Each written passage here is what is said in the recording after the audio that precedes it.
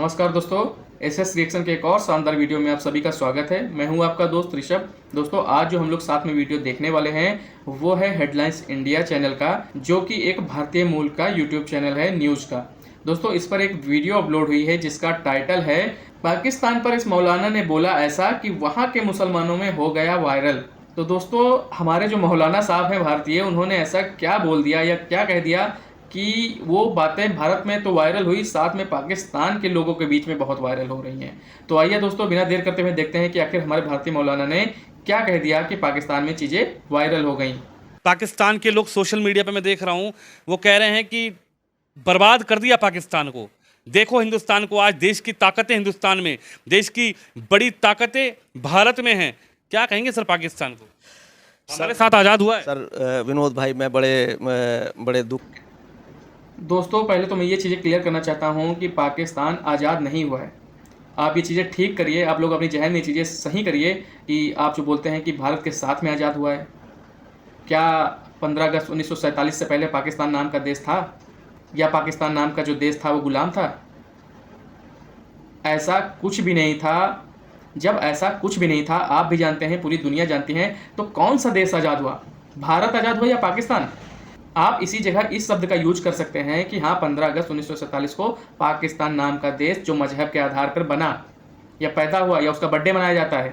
तो मैं गुजारिश करता हूँ, जिसके दिमाग में ये चीज़ें हैं कि भाई पाकिस्तान आज़ाद हुआ, तो वो चीज़ें आप लोग ठीक करिए अपने दिमाग से। बड़े दुख के साथ एक बात कहता हूँ कि और अपने देश के लोगों को इसमें संकेत भी है कि धर्म के नाम पर एक देश बना जो अधर्म बांट रहा है, और वो देश नहीं, एक गिरोह बन गया है। वो नेता नहीं, लीडर नहीं, बल्कि एक गिरोह बन गए हैं।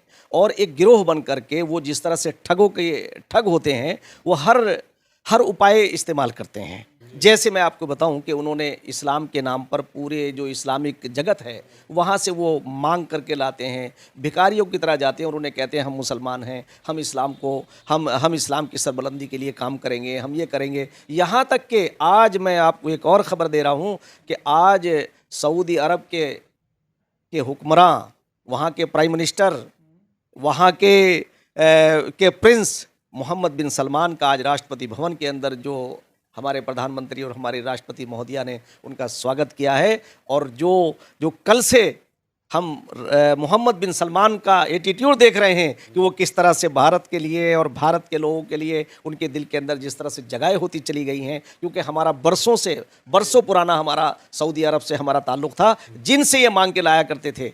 आज वो सारे के सारे लोग हमारे साथ खड़े हुए हैं। हमारी जो हमारी विदेश नीति है वो इतनी शानदार है कि हमने अपने कमज़ोर हमने ताकतवर मुल्कों को भी उनकी हैसियत में ला के खड़ा कर दिया। चीन हमें बराबर हमारे ऊपर आक्रमण करता था और अपनी ताकत का नाजायज़ इस्तेमाल करता था। आज ये देखिए कि दुनिया के सारे ताकतवर लोग आज भारत के अंदर जो G20 की हम अध्यक्षता हमने की है, जिससे हम पूरा यानी आप समझिए कि हम तो ईश्वर का धन्यवाद भी नहीं कर सकते कि उसने हमें ये इज़्ज़त दी है। और सारे देश आकर के सारी दुनिया में आप उठा के देखिए कि आज जहाँ जुल्म हो रहा है, हम तो ये कहते हैं कि जुल्म को रोकना ये भी हमारा कर्तव्य है, और उसके लिए आवाज़ उठाना ये भी हमारा कर्तव्य है। और ये काम वो हमारा मालिक जो ईश्वर है हमारा, पाकिस्तान की हालत पे क्या वो हमसे लेगा। और हमने यूक्रेन वगैरह जहाँ भी ये जंगें हो रही हैं उसके लिए, और पाकिस्तान के बारे में जो मैं वही कहना चाह रहा था कि आज वो पाकिस्तान जो एक धर्म के नाम पे बना, मैं समझता हूँ उनका उस धर्म से कोई ताल्लुक़ नहीं है। अगर उस धर्म का वो पालन करते तो किसी इंसान को नहीं, किसी जानवर को भी नुकसान न देते। और वहाँ का नतीजा ये है कि, क्योंकि मैं आपको एक पॉलिटिकली बात आपको बताऊँ राजनीतिक तौर से, कि हमने निरंतर अपने देश ने, भारत ने, जब से हम आज़ाद हुए, हमने निरंतर प्रोग्रेस की है कि हम अपने देश को अच्छा कैसे बनाएं। हम अपने लोकतंत्र को, यानी जो लोकतंत्र में प्रजातंत्र है, आज प्रजा अपना सरकार बनाती है। तो आज हमारा प्राइम मिनिस्टर जो है वो अपने आप को भारत का सेवक कहता है। उन लोगों ने क्या है, जो वहाँ लोग हैं उनके यहाँ डेमोक्रेसी नहीं है, बल्कि वहाँ की आर्मी, मैं ये कहा करता हूँ। एक दिन एक नेशनल न्यूज़ चैनल पर एक पाकिस्तान के एक राजनीतिक विश्लेषक थे, मैंने उनसे कहा कि सुनो कि देखो तुम, और अगर तुम कुछ कर सकते हो तो करो अपने देश के लिए। कैसे कि हमने यहाँ हमारी जो आर्मी है हमारी सरहदों पे हमारी हिफाजत करती है, और हम नींद जो है, चैन की नींद सोते हैं, और हमारी आर्मी हमारी रखवाली करती है। उनकी आर्मी हमसे लड़ने के लायक नहीं है विनोद शर्मा जी। उनकी आर्मी उन्हें कंट्रोल करती है, और वहाँ जो जमींदार तंत्र है, हमने जमींदारों का खात्मा शुरू ही में कर दिया। अपने भारत के अंदर न जमींदार है, न राजा है, न नवाब है। हमने सबसे पहले सबसे बड़ा काम ये हुआ है कि आज हमने राजतंत्र को ख़त्म किया और लोकतंत्र को यहाँ जिंदा किया, और लोकतांत्रिक व्यवस्था को, मर्यादाओं को हम जी रहे हैं। चाहे हम में आपसी मतभेद हो सकते हैं, पॉलिटिकली मतभेद हो सकते हैं। जैसे हम मक्के के अंदर जाते हैं तो हम परिक्रमा करते हैं, तो उसके काबे की पूजा नहीं कर रहे हैं हम, बल्कि उसकी रेस्पेक्ट कर रहे हैं। इसी तरह से जिस धरती से हमने जन्म लिया है वो हमारी माँ है, हम उसकी परिक्रमा कर रहे हैं। हम संकल्प ले रहे हैं, ऐ माँ, हम तेरी हर तरह से हिफाजत करेंगे और तुझे हम सलाम करते हैं। जैसे आप कभी वृंदावन जाइए, मैं वृंदावन गया हूँ, तो वहाँ जो परिक्रमा होती है श्री कृष्ण की जो परिक्रमा होती है, तो वहाँ जो है वो पूजा नहीं है, बल्कि वो परिक्रमा है। परिक्रमा अलग है, पूजा अलग है।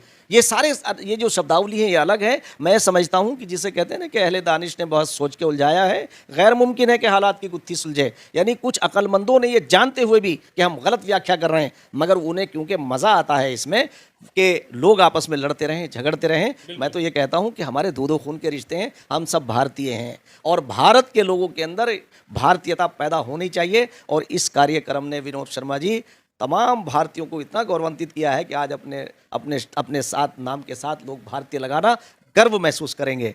तो मैं समझता हूँ कि आज वो क्षण हमारे लिए आए हैं कि हमने पूरे विश्व को अपनी सभ्यता से, अपनी तहजीब से, अपनी मेहमान नवाजी से सबको भाव विभोर कर दिया है, और सारे लोग हमारी प्रशंसा, हमारे प्रधानमंत्री की प्रशंसा करते जा रहे हैं। और एक बात और मैं आपसे कहना चाहूँ, जो देश के लोग ये कहते हैं कि साहब उसके जो भारत मंडपम जो है उस जो बना, इससे पहले जो अभी दोनों के बारे में कहना चाहता हूँ, पार्लियामेंट हाउस के बारे में और भारत मंडपम के बारे में।